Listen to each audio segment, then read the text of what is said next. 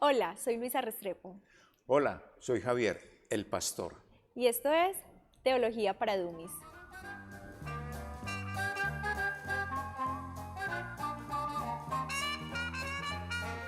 Hola, vamos a seguir con este tema de todas esas particularidades de la vida que llamamos mitos en el sentido de que se vuelve un tema tabú para tratar entre los cristianos, los creyentes, los no creyentes, incluso tocamos esos temas. Y aquí vamos a tomar otro temita, pastor, que es espinosito. ¿Qué podemos hablar en cuanto a las relaciones de parejas? Si deben ser monógamas, si por el contrario pueden ser relaciones abiertas o cómo funciona, pastor. Bueno, estas están un poquito más claras y nos podemos basar en la escritura de una manera mucho más tranquila. Claro, la parte de lo que es la monogamia, pues es claro también este aspecto. ¿Por qué? Porque la monogamia no es un mito, no, sino un modelo de relación en la cual una persona se compromete exclusivamente con su otra persona en términos sexuales y emocionales, heteros. Ahí hay que hacer la claridad, héteros. Yo pienso que una definición de esa monogamia desde el amor es como también el hecho de, no sé, yo lo resumiría así. Yo pienso que hay un contrato de exclusividad. Sí, puede ser El amor es también. como exclusivo, Sí, sí. diría yo, No no es de sé. nadie más. Sí, Sí. esa es como la que yo pienso. Y es bonita, sí, porque está creado desde el mismo Edén, ¿cierto? La monogamia, para ti, solamente. Ya pues las otras influencias que salieron después del Edén es las que nos han dañado. Sí. En ese punto, entonces, totalmente relaciones abiertas, cero. Cero, Cero. total. Total, porque las relaciones abiertas son aquellas que permiten de una manera que la pareja tenga otras más. Eh, y eso es para mí, desde la óptica bíblica y desde la experiencia personal, pues indebido, y es inmoralidad. Y no tanto desde la óptica mía, es que si eso se ve, usted puede observar que estas relaciones no son tan abiertas. Son Sí. relaciones abiertas, pero tienen su puerta Sus cerrada, límites. sus límites y lo conocen ciertas personas, pero no son tan abiertas porque igual causan cierto desequilibrio en la misma familia. Entonces esas relaciones abiertas, pues de diferentes formas y se están dando hoy en día, pero si miramos el contenido bíblico, Luisa, no, No es bíblicas esas tipos de no. relaciones. Pastor, eso nos lleva como a otro tema que también es, digamos, desde la parte cultural del creyente, un tema que se vuelve recurrente mucho, no tanto en la vida social cotidiana, sino como que se denota mucho cuando venimos a la iglesia los domingos o a la reunión que lleguemos a la iglesia, y es una vestimenta cristiana, como si nos identificáramos específicamente con una vestimenta, como si tuviéramos un listado de vestimenta por cumplir, un listado de cosas que me puedo colocar o no me puedo colocar, cosas que debo usar o no debo usar como cristiano. ¿Como un uniforme o qué? No sabría yo si las personas que lo ven así, porque para mí es más amplio el asunto, pero no sé si las personas que lo ven así lo ven como, no sé, como cierto tipo de estructura, como el pastor siempre de cachaco y corbata, las mujeres siempre vestido largo y que les tape absolutamente todo, y el hombre que llegue como si fuera en cachaco listo para El que el Señor blazer. llegue por nosotros, no sé. Bueno, yo creo que las ocasiones ameritan cierta vestimenta. Uno creo que para ir a la playa, pues no se va a ir con un buzo, un saco, unas zapatillas. Para la playa se va con traje de playa, de sol, por lo menos en nuestra zona Sí, colombiana. Creo que para una entrevista de trabajo uno va acorde también por dar esa buena impresión en la parte de la presentación personal. por supuesto. Y todas las ocasiones pues ameritan unos trajes especiales. Pero en términos generales, cuando uno viene a la iglesia, pues yo creo que también viene uno a encontrarse con otros hermanos, viene a adorar al Señor y creo que debe existir lo que dice la Escritura, el decoro, la modestia, Eso es importante, tanto en la vestimenta para caballeros como en la vestimenta para las mujeres, aunque es mucho más llamativo en las mujeres cierta clase de ropa. En Edén la gente andaba desnuda, y cuando digo la gente, Adán y Eva, ¿cierto? Sí, Andaba por desnuda, supuesto. pero ¿qué trajo el pecado? Que tuvieron que ser cubiertos. Y ahí viene la vergüenza y ahí viene lo que es la inmoralidad a partir de ese momento. Entonces creo que desde esta óptica cristiana uno viste para la moda, para el momento. Y si vamos a la iglesia, a la casa del Señor, como si estamos allí en la tienda, o si vamos a un paseo, o si vamos a cierto lugar a hacer cosas específicas, vamos a vestir acorde a la ocasión, con modestia, con prudencia, donde podamos reflejar que somos cristianos, ¿cierto? Desde ese punto de vista, Pablo, Pedro, están hablando precisamente de ese tipo de... Hablan puntualmente de ese tema. Exacto, que sea modesto, que sea decoroso, que evitemos la ostentación, que evitemos el lujo excesivo. Y cuando se habla de eso, quiere decir que no vaya a centrar yo mi atención en estas cosas.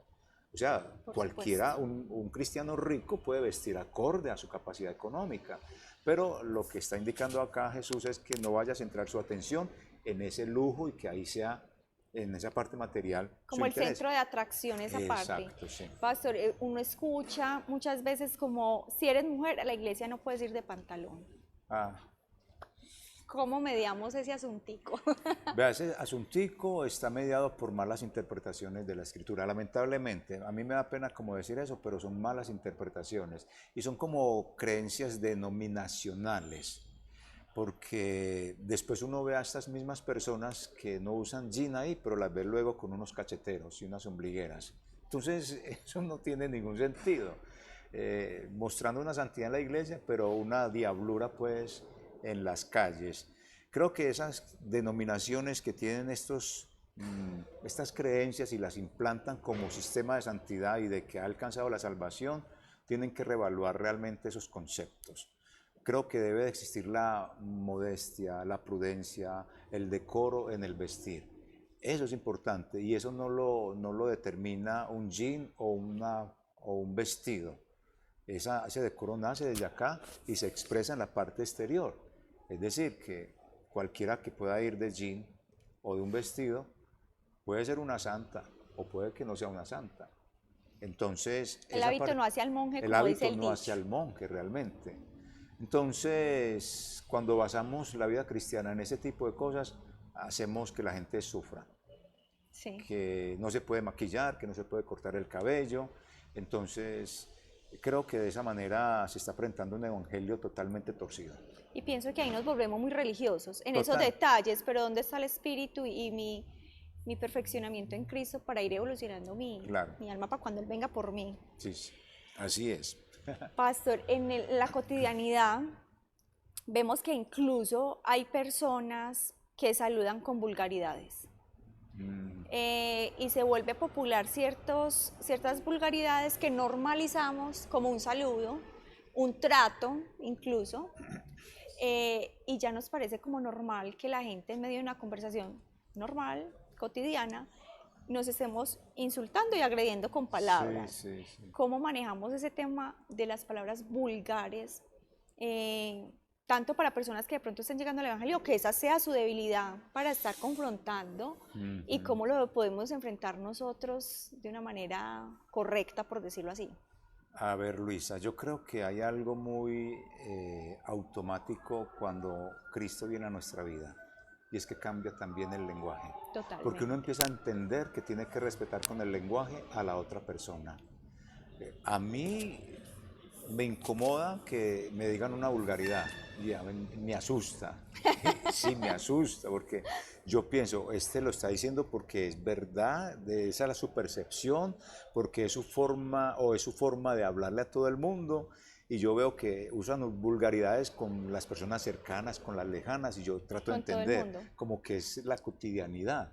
Otras veces se siente que hay cierta intencionalidad. Entonces, Por supuesto. la vulgaridad realmente yo creo que es algo automático que desaparece cuando uno viene a Cristo, porque empieza a entender quién es el otro, a respetar y a saber que un lenguaje que está usando uno puede agredir al otro. Y esa forma de una agresión verbal, en esa forma de decir vulgaridades, eso es un cambio que produce Dios y lo vemos en nosotros mismos.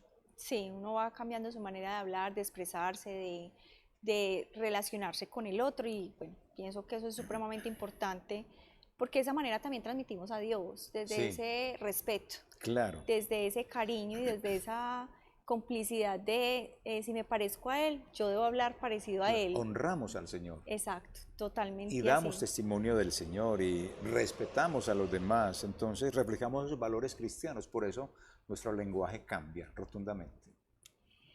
Otro tema que nos viene como, ahora que vemos como tanta apertura mental a todos estos temas, por decirlo así, no digamos religiosos, pero sí de creencias orientales en Ujú. específico. Alguien me decía alguna vez, y veo que se está popularizando mucho el tema incluso dentro de las mismas iglesias, pero es que Jesús, ¿qué religión tenía? Sí. Y se populariza como no sé si es porque la gente lo quiere imitar o no sé si es porque la gente quiere ser esa religión. No entiendo la intencionalidad, pero es un tema que recurrentemente se escucha incluso en la iglesia. ¿Qué religión practicaba Jesús? Bueno, indiscutiblemente Jesús viene del judaísmo. Esa era su religión básica, su base, si podemos decirlo así. Pero la religión del judaísmo apuntaba esencialmente con unos elementos rituales de sacrificios, derramamiento de sangre, a que él era el que iba a dar su vida y a derramar su sangre para salvar al mundo pecador. Y cuando habla al mundo pecador, aquel que se arrepiente y confiesa sus pecados delante de él. Y esa religión finaliza en la Sí. cruz del Calvario cuando muere y al tercer día resucita. A los pocos días vemos que está preparando a sus discípulos para que reciban el Espíritu Santo. Antes de su muerte estaba constituyendo ya la iglesia. Sin Por antes de supuesto. morir estaba ya sobre esta fe que ha confesado Pedro, yo edifico mi iglesia. ¿Cuál fe? ¿O cuál confesión de Pedro? Tú eres el Hijo de Dios. Sobre esa declaración fundamenta la iglesia y la iglesia se inicia casi que ahí, pero se inaugura en el Pentecostés, cuando ya viene el derramamiento del Espíritu Santo sobre esas personas que estaban allí.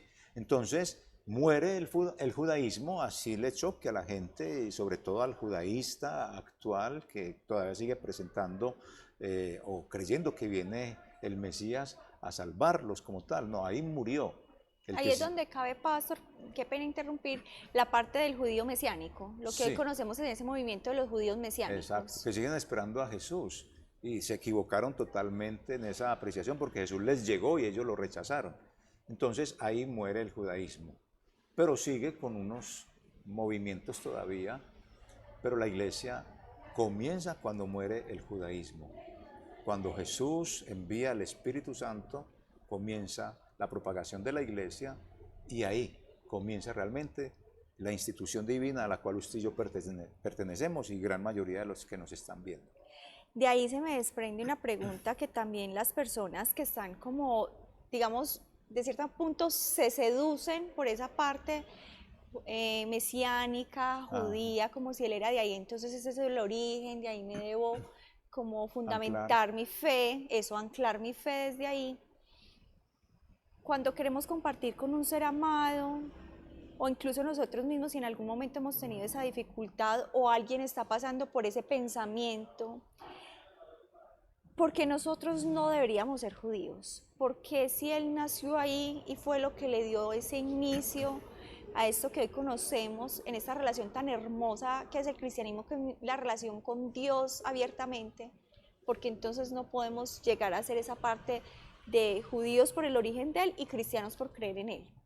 Sí, porque, como le dije, el judaísmo muere, acaba la religión cuando Cristo cumple la misión del judaísmo y es dar su vida como Cordero de Dios por la humanidad. No podemos seguir con el judaísmo porque el judaísmo tiene rituales. O imagínese pues a Luisa ahorita para sus prácticas según el judaísmo, si siguiéramos así, tomando hierbas amargas. Bendito. quedándose todo un viernes desde las 6 de la mañana hasta el día siguiente, sábado, a las 6 de la tarde, sin hacer nada, echándose cenizas encima, haciendo todo ese ritual, Sí, no comiendo ciertos alimentos porque se consideran inmundos. No, todo eso acabó precisamente con la obra redentora de Jesús. El judaísmo muere ahí. Hay otros que todavía lo tienen latente. Y no podemos ser judíos porque por nuestra nacionalidad es colombiana. Nacimos en un territorio totalmente distinto al de Israel. perfecto. Yo creo que este tema nos queda como claro en el punto de que si alguien igual tiene alguna duda, escríbanos, déjenos saber qué piensan, qué quieren, qué les gustaría que ahondáramos en los temas. Si hay algo que ya se trató, pero creen que debemos profundizar más, por favor nos escriben. Muchas gracias nuevamente a nuestros patrocinadores que nos mantienen fresquitos. Y Claro. bueno, esto fue Teología para Dummies. Gracias, Pastor. Listo, Luisa. Bueno, seguimos esperando las inquietudes y seguimos trabajando para todos ustedes para tener una teología práctica, teología para Dummies. dummies. Chao, chao. Chao.